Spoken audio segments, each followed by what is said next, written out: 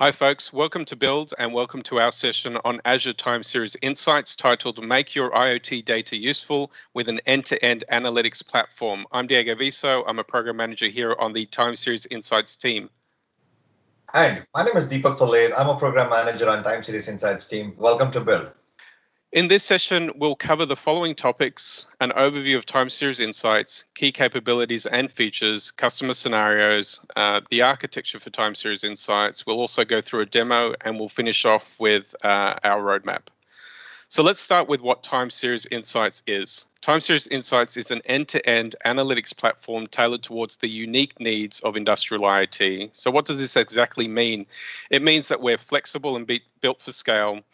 We ingest billions of events across hundreds and thousands of data points, giving you the ability to tap into your massive volumes of data to unlock insights not previously possible. Let's talk about the attributes of IoT data which help guide our design principles. So firstly, IoT data lacks structural consistency. We typically see unstructured or semi-structured data, which has very little context about what the actual data means. Second point to that is IoT data needs contextualization. In order to derive insights out of this data, we need to better understand how this data relates to each other. For example, what are the relationships between the sensors? How far is sensor A from sensor B? These are the types of questions that we need to be able to answer. Thirdly, IoT data requires near infinite retention. So in order to gain operational intelligence, it's well known that the more historical data you have, the better your insights will be. And finally, IoT data is useful when combined with other related data sets to ensure an organization has a holistic view of their data landscape. So with this in mind, how does Time Series Insights solve these challenges? Let's start by sharing that Time Series Insights is a fully managed PaaS platform built for IoT. Because we are a PaaS service, you can build applications on top of us, or you can use this as a turnkey solution by leveraging our out-of-the-box TSI user experience. Now let's break down our key value pillars here. First, we ingest, store, process, query, and visualize data at scale. We're talking about billions of events across hundreds and thousands of devices. Second, we are open and flexible. We allow you to connect your data with other analytic solutions by leveraging the open source format of Apache Parquet and storing this data in an Azure storage account that you own. Third, we have a rich set of APIs and a UX experience that is first class. It allows you to derive insights very quickly. And in fact, everything that's done in the UX can be done by our APIs, public APIs. There's no private facing APIs that we leverage for our UX. And finally, we have an open source JavaScript SDK library, which allows us to create the TSI look and feel within your own applications. It provides components such as charts and functions to access the time series data, so you can tailor an application experience for your particular use case. This is built on top of a scalable platform that ensures that when you grow, the service grows with you. And we're also pay-as-you-go, ensuring that you only pay for what you use. Next, I wanted to spend a little time to highlight some of the key capabilities of Azure Time Series Insights. Firstly, we provide multi-layered storage, which allows you to have a tiered storage experience, warm for highly interactive recent data, and cold for historical data that spans decades, giving you, which is great for great advanced analytic scenarios. Second, we have a flexible platform. As I mentioned, we write in open source efficient Apache Parquet file format, and we write this in your own storage account, allowing you to connect to other analytics tools of your choice. We will over time provide native connectors to platforms such as Spark to make the integration experience seamless. Next, as I mentioned, we have a rich set of query APIs and a UX which is feature-rich and includes things such as support for interpolation, scalar, aggregate functions, categorical variables, scatter plots. It's truly a first-class citizen for TSI. Next, we're enterprise grade. We're ensuring that we meet the high scale demands of our customers. And finally, we have rich extensibility. We have a Power BI connector, which allows customers to combine related data sets to get a better understanding of their data landscape. What I wanted to do now is share two real-world use cases with you to give an insight on how our customers deploy TSI in an end-to-end scenario. We are used across a variety of industries, including manufacturing, power and utilities, oil and gas, automotive, and agriculture. In this example, I wanted to show you a manufacturing and a smart buildings use case. So starting off with manufacturing, manufacturing customers are generally trying to gain operational intelligence and improve their products. This is all about high fidelity analysis of the manufacturing process, comparing results across batches. The aim is for a manufacturer to figure out what makes a golden batch and what is affecting product quality and how do I make better products. So in this particular architecture, starting from the left, we can see we have a bunch of industrial IoT assets. These IoT assets usually speak multiple protocols. We have protocols such as Modbus, DF1, Profinet, OPCDA, and what we aim to do is unify those protocols in a way that we can actually ingest them.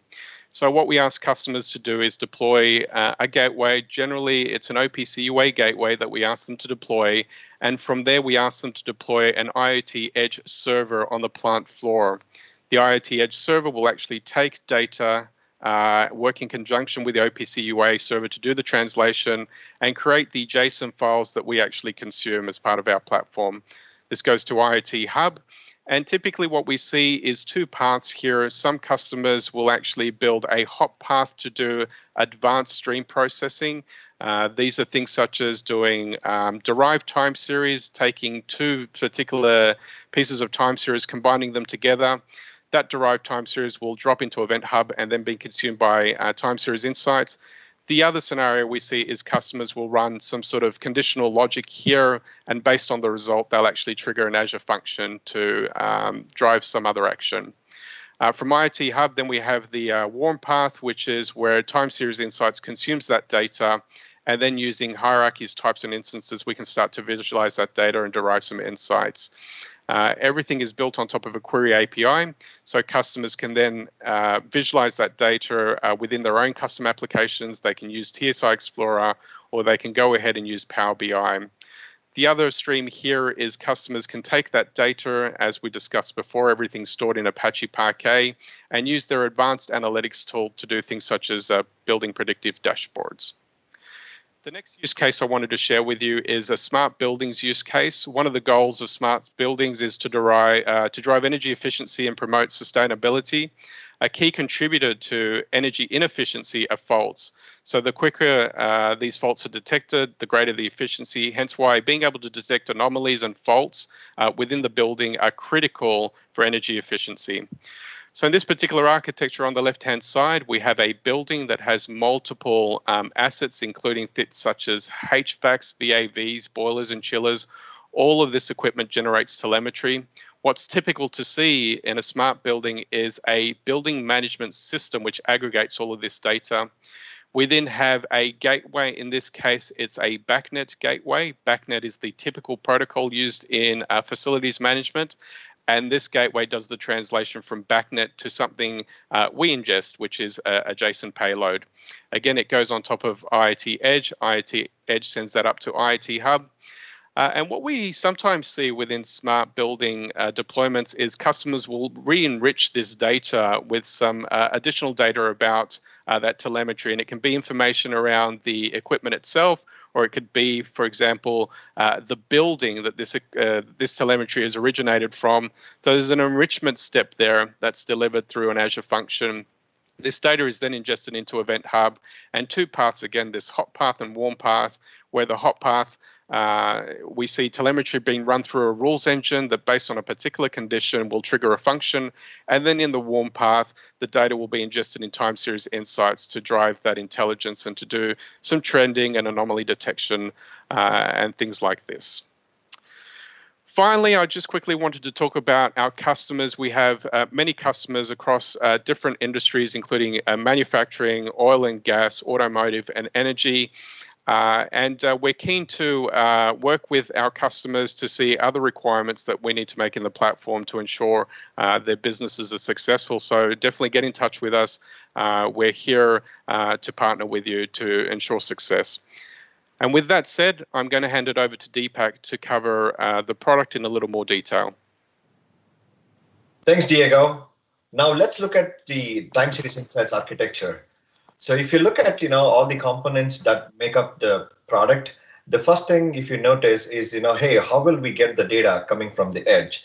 There are multiple ways through which, customers choose to ingest data into TSI, one of which is coming through IoT Hub, and one method through which, they choose to ingest is via Event Hub. And in future, once ADT goes live, that is another method through which, we will be getting telemetry and context information coming into TSI. So from the perspective of like all these core components, from IoT Hub, what we do get device telemetry, and we process that using our stream processing engine. And then depending on the customer configuration, we either route it to warm store or cold store. And our cold store is based on Azure Data Lake, and we support Apache Parquet file format in which we write the files, and customers can store it once and reuse it across the Azure ecosystem. And we have this notion of modeling within TSI. What it does, it helps us create context, as well as it helps sync the context coming from the upstream systems. So essentially, time series model has three components. You have this notion of instances, which are the representation of your time series telemetry as well as time series themselves. Then you have this notion of variables. The notion of variables are part of types, which helps you classify all these telemetry items that are coming. And then you have hierarchies, which helps you organize all these instances in a meaningful way that way you can triage it. So in the long run, what we want to do is we want to have this model auto-populated, looking at what you get from model information from Hub as well as from ADT. That's the reason you see from ADT you have a digital twin model that gets auto-populated here, and from IoT Hub you have a device twin model that gets populated. And then comes the query layer that Diego was talking about. The query layer tries to give a unified experience for our customers when they try to query data stored in warm store or cold store. Warm store for us is based on ADX, and in warm store, customers can choose to retain data of by X number of days. Like, hey, if you have the need of storing the data for 30 days, you can store all the data that comes in into warm store, and then rest route everything to cold store. So today when the data gets into Hub, and when our processing engine processes the data, it stores in both warm and cold, so that cold is your master copy of all things that you have so far collected or accumulated in the environment, versus warm store being last X number of days depending on your configuration. And query, what it does is it tries to go to warm store and cold store depending on the request body or the request header that you have, and it tries to retrieve the information.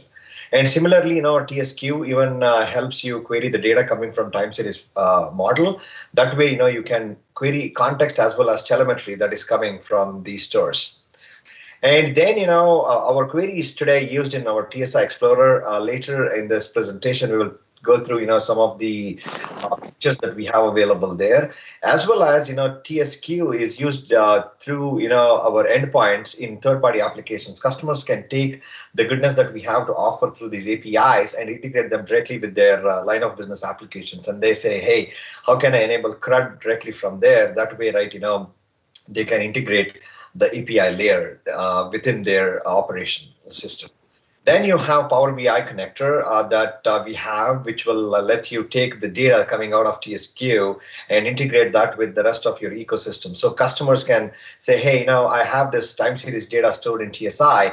Now I want to take this information and connect that with maybe ERP information or CRM information. They can do that seamlessly using Power BI. Then we have this whole notion of things that we are working on, like for example, Calc Engine and Job Engine. If you look at it, Job Engine helps us do operations, batch operations, essentially loading the data on the historical data, essentially bringing it from the lake and making it useful within the context of TSI, as well as in future it will help in batch querying, because right now it is interactive. TSQ, in synchronously it goes and queries the data, but in future we will support scenarios where it will end up enabling batch query scenarios for our customers. And we do have our Spark connector, through which customers can take the data that is stored in cold store and integrate that with the line of business applications they have, or like any downstream, upstream analytic solutions they have. So in a nutshell, this is what architecturally TSI enables. Now, quickly jumping on to the queries I spoke about. From querying perspective, we have queries classified into three categories. Environment APIs essentially lets you go and do operations on the environment. Like, hey, how can I understand what are the environments I have access to? Or, hey, what is the distribution of the data within the environment? How can I understand the event schema of the data that is there in these environments. So all the things that has to do with environments are classified under environment APIs. Then you have time series model APIs. So time series model APIs enable CRUD on the model itself.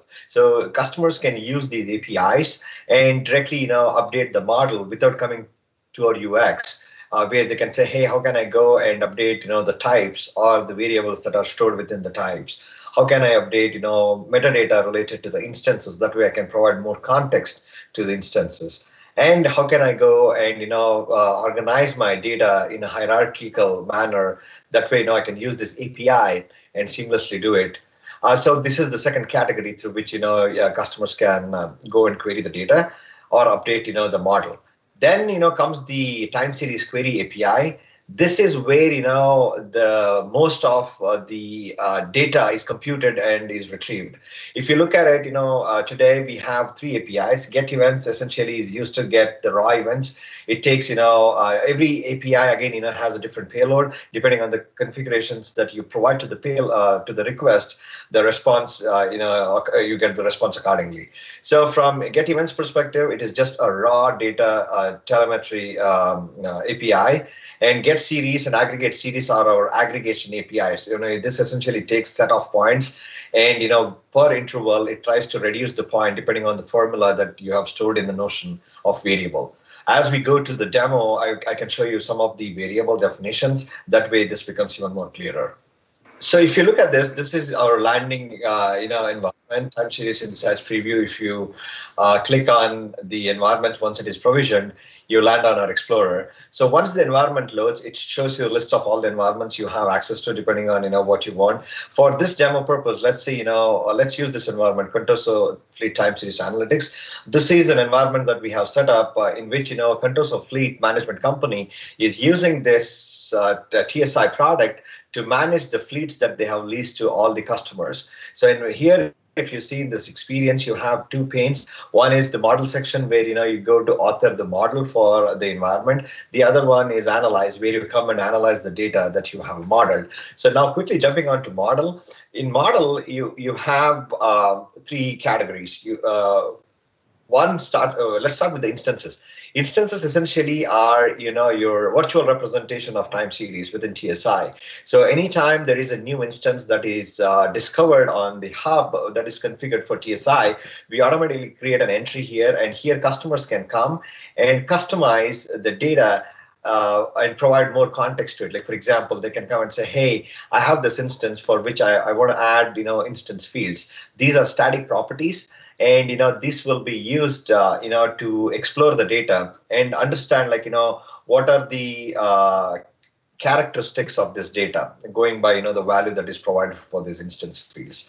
So in future, what we aspire to do is to connect this directly to the property metadata that we get from Hub and Digital Twin. So as part of our evolution, these will get synchronized for product experience. Now, instances again, are the telemetry themselves, where you can use them and say, hey, how can I explore this particular tag and derive meaning out of it? Then what you do, you take those instance fields that we spoke about, and you create hierarchy. Here, if you see, we have created a hierarchy called delivery truck operations ops, where you have the first level to be country, lease to, manufacturer, year, and make. So all of these are coming from the instance fields. If I go back here for one quick minute and show you the instances, these are the telemetry fields. Like, you see here, hey, you have make, year, manufacturer, country. So what our UX does is, it leverages the power of TSMQ, time series model query, and it builds this hierarchy for customers to understand how they have organized the data. That way, exploration becomes seamless. So hierarchy helps you think about hierarchies as helper, which helps you organize your instances.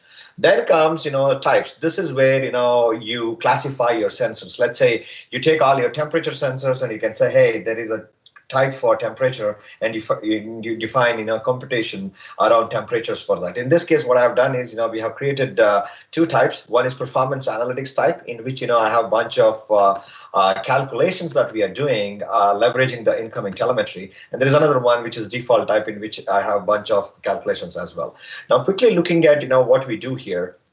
Let's take, a simple example. Let's take average speed. If you see in variable definition, what we do with average speed is we select, hey, what is the name of the variable and what is the value that I should refer to, which is coming from the telemetry that the hub is giving to time series insights, and the type of aggregation operations that I want to do on that, and then say, hey, you know what, I just need to do this and save it. So that is your average speed. What it does is it stores the formula and it just leaves it there. And then when you run this on the runtime, that is when this gets calculated, pointing to the telemetry that is stored in our storage. We will show that in a minute, and we will quickly look at another example. Let's say road slope. This is a complicated expression, or it's a complex expression where you have trigonometric functions that you have used to create the road slope. Again, it uses the notion of the event and the altitude that is coming from the event, and the longitude and the latitude coming from the event, and it calculates the road slope on how the truck was, when the truck was driving on the road, what was the road slope, and try to compare that with the speed of the truck. Now, what we want you to take away with this is types help you classify your tags or time series instances, and it helps you define computations on them. That way, right, you don't have to repeat that. So the thing that we try to achieve with TSI is we don't do any pre-compute. We always look at the data and use the definitions that we have stored in variables and explore the data. Now, here, we created two hierarchies. Anything that is not associated to these hierarchies will go under unassigned time series instances. That way our customers can come and even model those. Now let's pick up, delivery truck ops, in which I'll go to Brazil. I'll go to, hey, let's look at all the trucks that I have leased out to Adventure Works Transport. And within that, I'll go to Falcon, make, year, model, and these are the trucks we have. Let's say, for this truck, I want to see average speed. At this point, what happens, our query takes the time, you go and click show average speed. At this point, our query takes this request, goes to the backend, gets the data, uses the formula that is stored in average speed that we looked at, and tries to calculate and give it to our Explorer. That way it gets displayed here. So quick thing here on our Explorer, if you see anything that is in this orange range is the warm store. And anything that is beyond the orange range is essentially our cold store. So you can easily switch between warm and cold store using this option as well here. Or you can say, hey, you know what, I want to use warm store as much as I can, and only for additional analytics, I want to go to cold store. So what we did here is we plotted the variable, and because the search span was within the warm store range, the query came back as soon as it could. So if you see, let's say I want to go and say, hey, show me the road slope. And now let me see, okay, this seems interesting. I can zoom into the section and say, how can I ask questions around, okay, what was my speed of the truck when the road slope was varying? Is there any correlation that I can do? And then you can start adding additional things like, friction force. You can say, hey, all of these are again, coming from the definition of variables, and these all are runtime compute. We are calculating these formulas at the runtime and determining, what to display. That way, we don't pre-calculate anything and store, within our data stores. And you can say, hey, now this is interesting, but let me do one thing. Let me go and use these three variables and try to explore data for last almost a year now. let's say, if I want to do that operation, you can easily go and issue a query, something like this. And what at this point it does is it takes these three variables, it goes to our cold store, and it tries to get all the data, compute it, and retrieve, signals for us. That way, you can go and plot it. If you see, in a couple of seconds, I think 7 seconds, this data came back. Now you can see the trend of these three variables over last 320 days. So in a nutshell, there are like bunch of features that are available from our UX perspective. You can convert this into a heat map and you can visualize that. You can change the intervals to whatever interval you have. Instead of 12-hour interval, let's say you want to do 8 hours interval, you can definitely go and do that. And then you can also take this data and you can say, hey, I want to download this and send it to somebody within the team. That way, right? I ask a specific question that I need to answer. Or you can, even take this data that is available and integrate that with, Power BI. That way, when you click on this option, it gives you it gives you the ability to say, hey, do you want to take the aggregated data, or do you want to take the raw telemetry that is coming out of it and then, connect it to Power BI? So these are the things that we are planning to release as part of our GA, and there are like bunch of other things which you can try by going to the link that will be available in our documentation. And if you just add /demo to it, this is the demo environment where you can go and get your hands on. Now that was the demo that we wanted to show you, and now let's quickly look at the product roadmap. We will talk about what we are working on right now as we speak. Warm and cold-based analytics that we just reviewed, that is being worked on, and it is all ready for our GA. Then we have time series model and time series query API, additional capabilities that we are adding to it from scale as well as from additional aggregate and scalar functions that our customers can use. We are revamping our user experience, and we are providing additional capabilities around like, hey, how can you go and do auto refresh of the data? That way, anytime there is new data, you don't have to do anything. The charts that are already there gets automatically refreshed. You have the notion of categorical variable where you can go and explore categorical signals. That is something that we are working on, and that is available as of today in our demo environments, as well as it will be part of our GA. Then Power BI Connector, we briefly reviewed that. That is something that we are super excited about, because that opens up a lot of avenues for data integrations for our customers. Then we are working diligently on Azure Data Lake storage Gen 2 support in public preview. Again, we want to support this in a preview format and then go from there. Then the next thing we are adding is AAD group support. That way, the ACLs are managed via AAD groups, making it easy to manage them. The next thing is enterprise readiness. We are going to new regions. We are scaling the product to support, enterprise load as well as security. And, we are working on a framework to import data such that, customers can bring their existing data and, start using the power of time series insights in parallel to, the new data that is being streamed. And the last thing is essentially the Spark connector for advanced analytics, where you store the data once in TSI and then use the Spark connector and integrate that with all the downstream Azure ecosystem for analytics. And from what is coming next perspective, there are tons of things that we are working on next, and we are super excited for where we are taking the product. Some of those things include how can we get better at improving the latency lag and the transforms for the data that comes into TSI. Today, we support basic processing of data, but we want to go and double click on that to say, hey, how can we enable customers to go and do meaningful transforms? That way, they cleanse the data and they store it in a meaningful way, as well as improving the latency and lag for the data. The second thing, and one of the important things for us is how can we get better at integrating with the ecosystem? Like, how can TSM get better at understanding PNP and ADT natively? That way, customers don't have to reconfigure anything. They configure it once, and all these products, they understand each other, and things start populating automatically in these experiences. OPC UA binary and CDM support is another thing that we will be working on just to complete the story around analytics and how can we have all of these supported end to end. There are a bunch of query updates that we are working on, like how can you enable composition. That way you take a bunch of time series and try to combine them into one and derive a metric for it. And new scalar functions and aggregate functions. We are thinking of exposing Kusto query language on our WOM store. That way customers who are familiar with the language can easily use the power that KQL provides.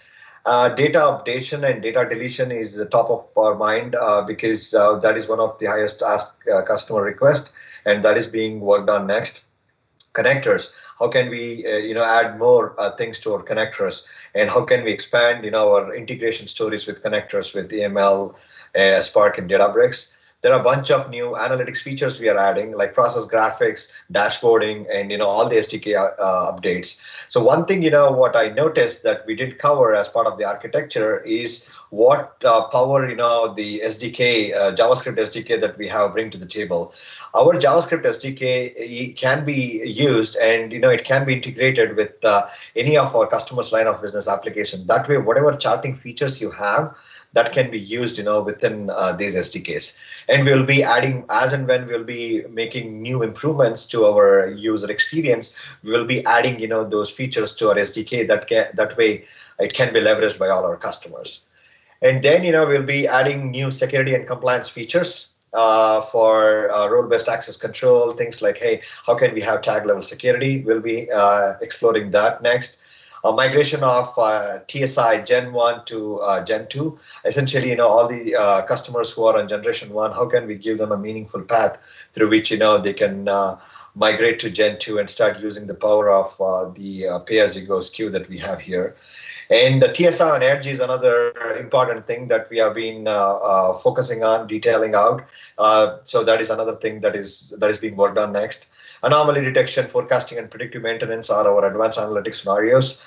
This is something that we want to make natively available within TSI. That way customers can use this and do complex event processing or reactive processing depending on their scenarios. And disaster recovery. It goes back to hey, how can we support BCDR for our customers, business continuity and disaster recovery for our customers, and bunch of updates to our SDKs. Like, hey, how can we build new SDKs? That way it is easy for our customers to take these and integrate that with their applications as well as their CI/CD pipelines. So these are some of the things that we are thinking of doing next. And as we proceed with the roadmap, we will keep you guys posted on how we are making progress. And quickly jumping on to the last thing, these are the resources that you can use in order to learn more about our product. And we look forward to hearing back from you on where can you take this next. From next steps perspective, these are the list of resources that are available. We think will help you as you traverse through build to become Azure IoT certified. Training we have trainings as well as exams, and these hyperlinks will help you get those.